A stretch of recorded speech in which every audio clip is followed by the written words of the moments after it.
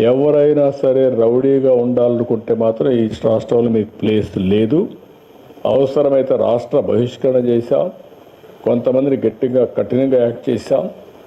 దాంతో రౌడీలు అనే వాళ్ళు కూడా ఎక్కడా లేకుండా పోయే పరిస్థితులు. ఒకప్పుడైతే గల్లీకి ఒక రౌడీ, వీధికి ఒక రౌడీ కూడా తయారై పెద్ద ఎత్తున సెటిల్మెంట్ వీళ్ళే, భూ కబ్జాలు వీళ్ళే, ఊర్లో పెత్తనం వీళ్ళే, వీళ్ళు ఇష్ట ప్రకారం చేస్తే అవన్నీ కంట్రోల్ చేశాం.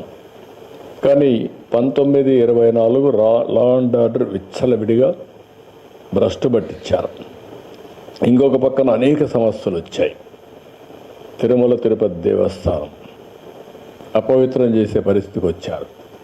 భక్తుల మనోభావాలు దెబ్బతినే పరిస్థితికి వచ్చాయి. ఇంకొక పక్క ఒకప్పుడు తిరుపతిలో నేను చూశాను.